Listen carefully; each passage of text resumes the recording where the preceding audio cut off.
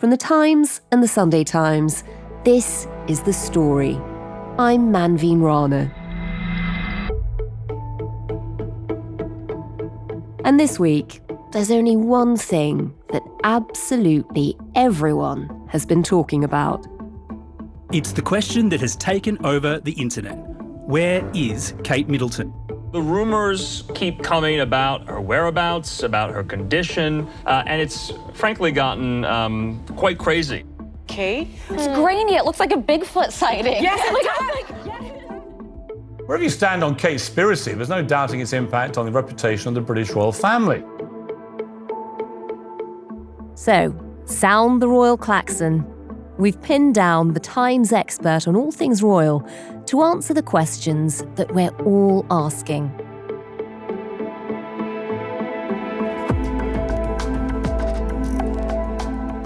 How's your week been?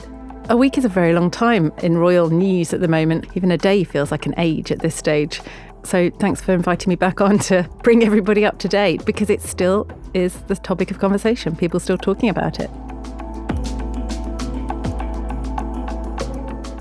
The story today, KateGate, how the royals lost control of the narrative.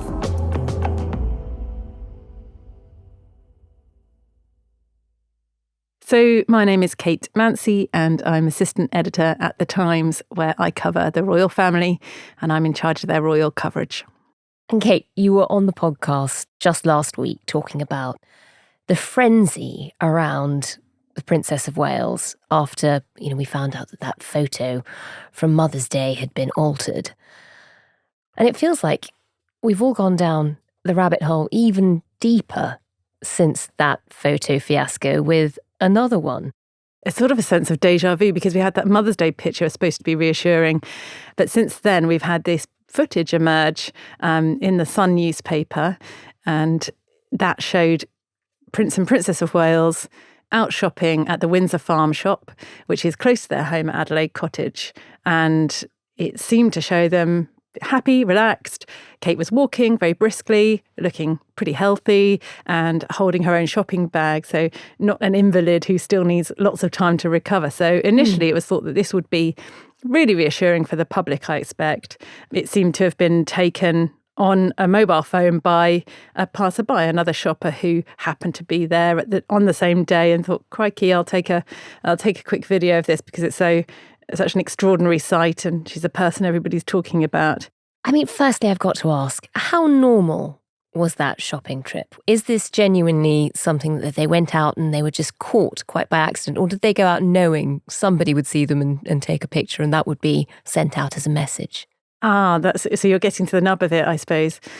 I think my understanding is that quite a few members of the royal family who live in Windsor do go to this shop. I've got a friend who shops there quite regularly and happens to see Prince Edward or the Duchess of Edinburgh, his wife, or members of the royal family coming and going. And there seems to be a kind of omerta around the shop that locals are, they're respectful. Nobody really pulls out their mobile phone.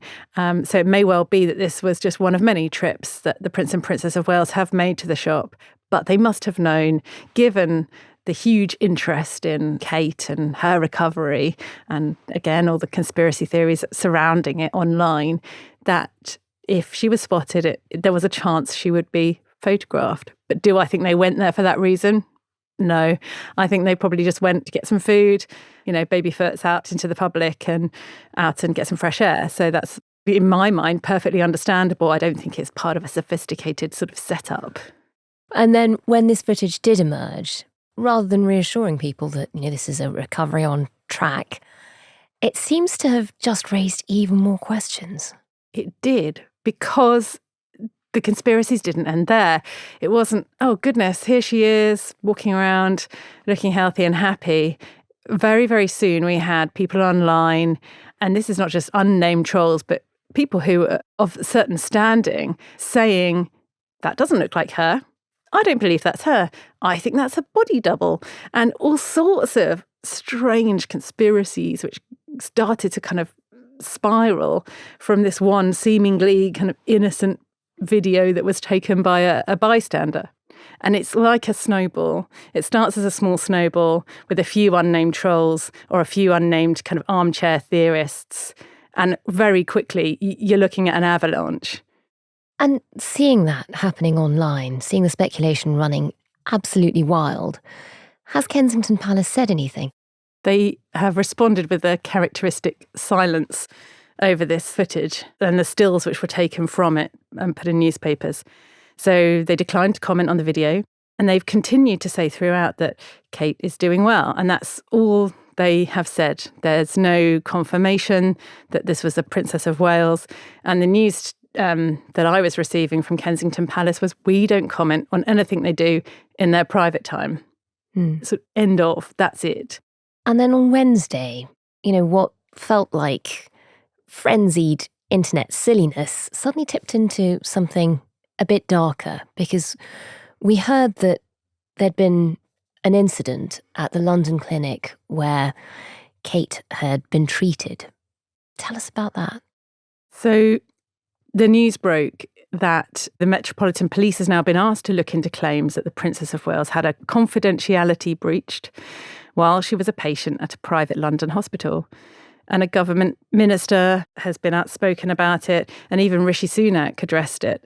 At least one member of staff, we're led to believe, at the London clinic in Marylebone, central London, was said to have been caught trying to get access to Kate's medical notes, which is very serious, obviously, and is now the subject of a probe by the London clinic.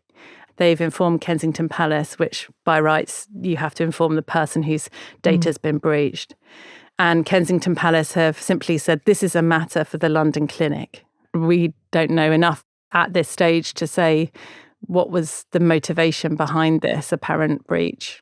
I think for a lot of people, when that news broke, it was just the moment where you there's a bit of a deep breath, because, what starts off as silly memes on the internet, you suddenly realise has very real consequences. I mean, everybody should be able to go and have treatment and expect privacy around that. Yeah, you're absolutely right. And this feeds into some understanding of what the Prince and Princess of Wales, as they say nowadays, the lived experience that they have of being members of the royal family, because I bet there's so many of these examples that the public never gets to hear about. And then we wonder why they're being secret about their private lives.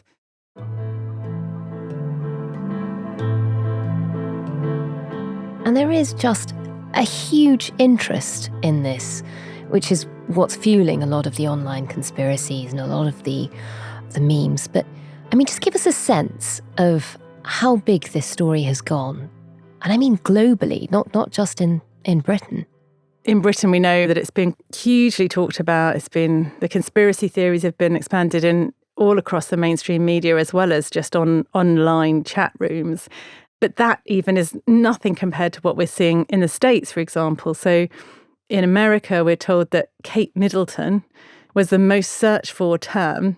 And that was even before baseball, very popular sport. Wow. Donald Trump and Joe Biden at a time when they're gearing up for a major election in the US. Well, if she wants to stand for president, I think she'd do pretty well. I think she would do pretty well. But that's remarkable to be at the top of all the searches. And it's being picked up by media around the world too. Joining me now with some data on all the royal drama is Harry Enton, you're a big royal watcher. Oh, I'm a huge royal. I am just so happy to be here. The interest in this story, in one word, is tremendous, and I find the whole thing to be absolutely delicious. That's quite tasteless, isn't it? This idea that people are kind of really reveling in it. But that word carries so much weight, I think, because that is how people feel. They're kind of consuming it. It's news they're consuming. It's news they're enjoying. It's a kind of gossip. And somewhere at the heart of it, people have forgotten that there's a real woman who's recovering from major surgery.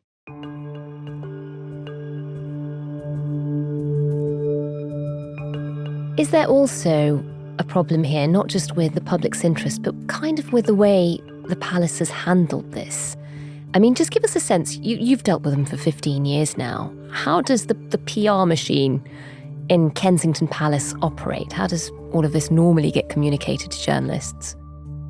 Well, what's interesting to note to people who aren't in that kind of royal world or haven't been royal correspondents, is that you have two distinct offices. So you have Buckingham Palace, which is obviously the office of the monarch, in this case the king and his queen consort.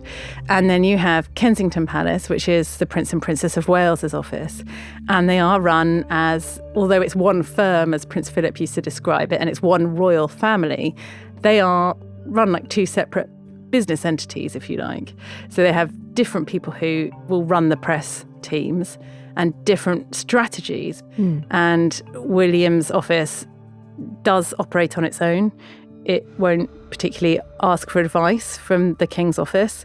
The King's office might not always know what Kensington Palace are going to put out. So is this the way that the King's press team might have run their media operation? It's hard to say. It's not their call. And just give us a sense of how slick that operation normally is. I mean, you've seen it working for 15 years now. Does it usually handle stuff like this just a bit better? I think in the time that I've been covering the royal family, I've seen a major shift, particularly in the way that Kensington Palace, for William and Kate, want to do things. So they're more keen to bypass those kind of traditional, as they might see them, channels, which would be to release a picture under an embargo, which would go out through all the major news outlets at a particular point. Instead, they will put a picture out on social media. The traditional way with the Mother's Day picture, there would have been a kind of safety net there where newspapers might have said, are you sure about, is this the right image? Because it doesn't look quite right.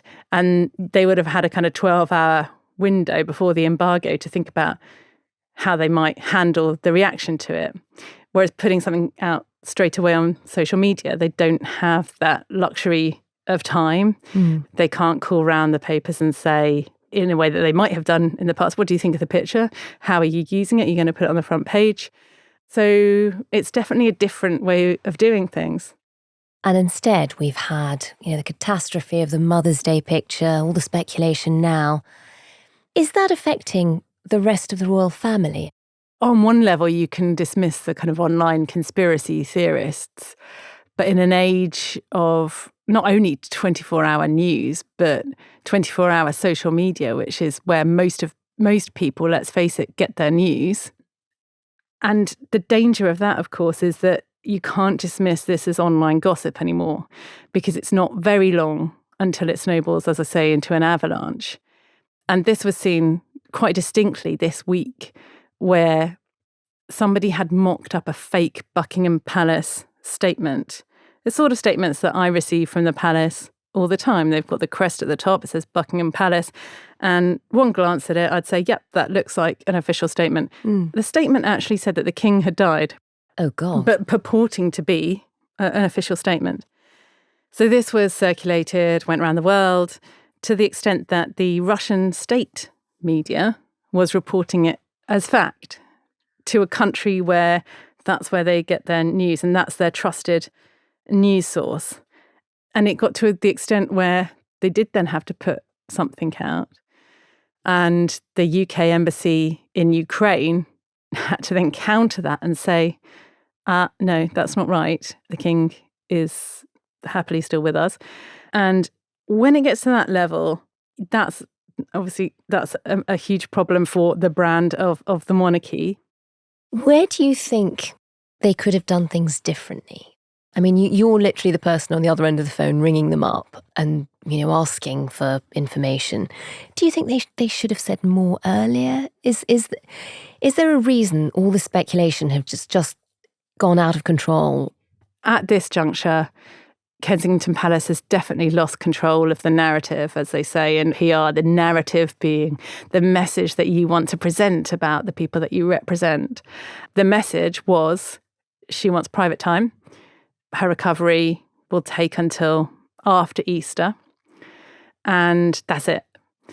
So whereas with the king, we heard a bit more about his cancer diagnosis, not everything. There were some things that he wanted to keep private, and rightly so. But pretty soon we saw the king, perhaps we needed to, as head of state. He was a little video of him going through some of the cards from well-wishers. But there hasn't been anything really kind of personal from her until that Mother's Day picture, really. So I think that the Mother's Day picture felt like a bit of a knee-jerk to some of these conspiracy theories, and it backfired. But has that grown in a vacuum because there wasn't information? Well, that's it. Because there wasn't a vacuum, people have made their own minds up about why they've not seen the Princess of Wales, even in a little 8-second video clip of her looking through some get well cards. They've refused to do that.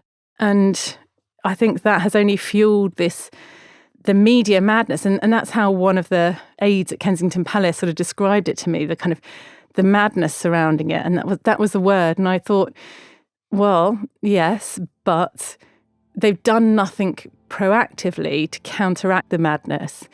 They've sort of let it run, and it's grown and grown. And now it's impossible to bring it back.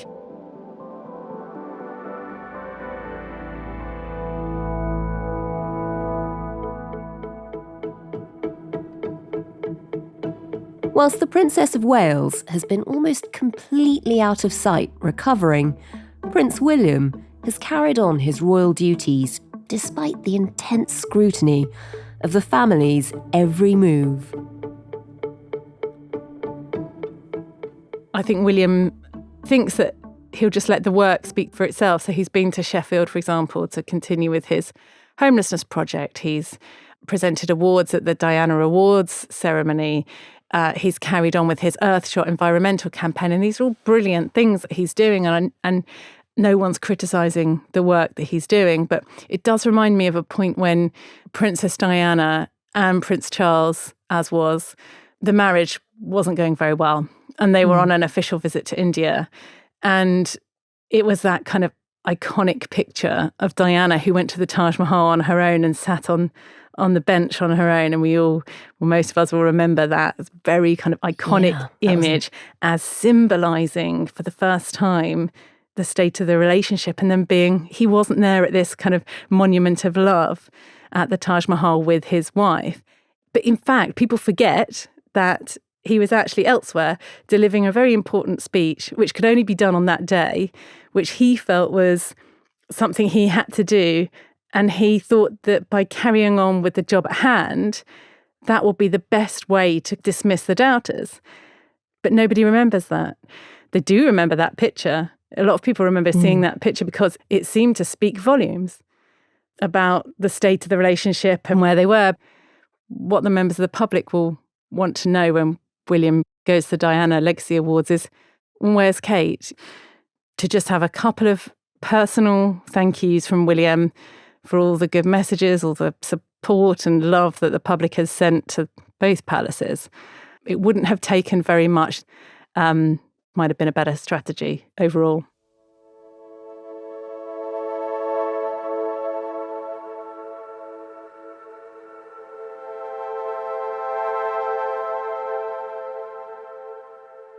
It has felt like the fascination around her for the last few weeks really feels a bit like the days of Princess Diana. Are there sort of odd parallels? I think we can see parallels with Diana, and I think William sees parallels with Diana. And I think that's what worries him. And I think that's what drives a lot of his privacy. And even more so when it comes to his wife and children, that desire is ferocious in him. The difference is, of course, that in Diana's day, we didn't have all the mobile phones and social media. Diana's death in 1997 was something, the reaction to it, certainly from the members of the public, many of whom had never met her, was extraordinary. And I think the palace at the time was overwhelmed and baffled and bewildered by how it could be such a huge kind of public outcry. And it took the late Queen several days to respond to the public, I think just out of being shell-shocked, and the whole family dealing with what they saw as a very personal tragedy. And then coming to terms with the public's reaction with it sparked all sorts of kind of academic research, even from sociologists and psychologists, as to what was happening in the country at that time. And you do wonder that now. So we've got the war in Gaza, we've got the war going on in Ukraine, the cost of living crisis, and you do wonder whether it's all just quite a diversion and people are kind of enjoying being Agatha Christie and trying to figure out, is this picture real? Is this video real? Look, she's not wearing a ring in her Mother's Day picture. Goodness, maybe the couple are on the rocks and all that sort of stuff that part of me wonders whether it's just the time that we're in now, where we're at with social media, where we're at as a country, as a nation, and it's this kind of joyful diversion, having forgotten that there's a real person at the heart of it.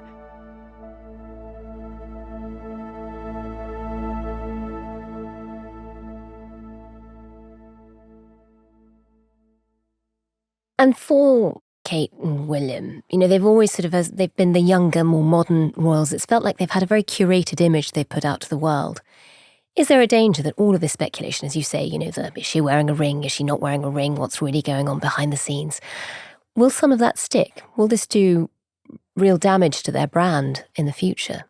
I think perhaps not. From the latest polls I've seen, that they remain hugely popular. I don't think this will be overall an issue in the long term for them as a quote-unquote brand. And what will it mean for the royal family? I mean, has it shaken slightly the stability of the foundations of the whole institution? Well, when we were in the kind of transition stage, as they called it, which is from one sovereign to the next, so when the Queen died and Charles became king, and it was always said to me by people within the palace that first 18 months were pretty crucial, because the first 18 months, they are crucial. They set the tone for the rest of the reign. And I think they've been incredibly unlucky to have been hit with 2 bouts of illness in that time, the King's cancer, Kate's abdominal surgery. But we're out of that kind of febrile first 18 months now. So they've been unlucky. But I think ultimately, in a couple of months' time, if we see Princess of Wales as fully recovered, then I think this would all become a kind of a strange memory. We're expecting Kate to return to royal duties at Easter. We think there'll be another sighting. Do you think that will put a stop to the conspiracy theories at this stage? Well, people even calling it a sighting is interesting, isn't it? Because it does sound like a kind of like an alien, and we're taking it into kind of UFO territory, but that is how people are describing it. They are, though, aren't they? That's how people are describing it, as a kind of sighting. Will we see her? Won't we see her? And look, I've been told they're drawing up plans. They know that the comeback's going to be huge. They realise that it's most likely going to break the internet when she returns to official duties. But plans are in place. One option would be that she walks to Easter service at Windsor with the rest of the family on Easter Sunday. There's going to be a kind of a soft return, so they don't want to overwhelm her and they're going to be mindful of her recovery. Having said that, this is all subject to medical advice. So, they could say on Good Friday, look, we don't think you're ready for it yet. So in which case people are just going to have to deal with it, I'm afraid. Her recovery is going to have to come first. They've decided they want privacy. Nothing's going to change that. They're not going to pander to the madness. Whether it's actually caused more difficulty and more intrusions into her privacy than perhaps if they'd been more open from the start, or even just a tiny bit more open from the start, it's hard to say. But certainly it's been a heck of a week, hasn't it?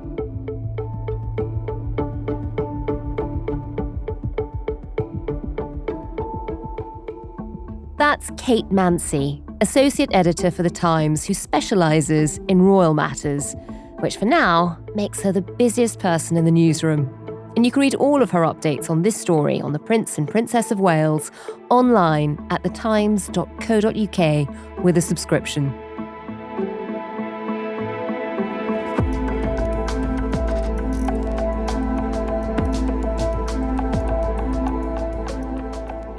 The producer today was Sam Chantarasak. The executive producer was Kate Ford, and sound design and theme tune are both by Mal Lassetto. That's it from us for the first week of The Story. I hope you've enjoyed it. If you can, please do leave us a review wherever you get your podcasts, and let us know what you think of the new version. Drop us a line to thestory@thetimes.co.uk.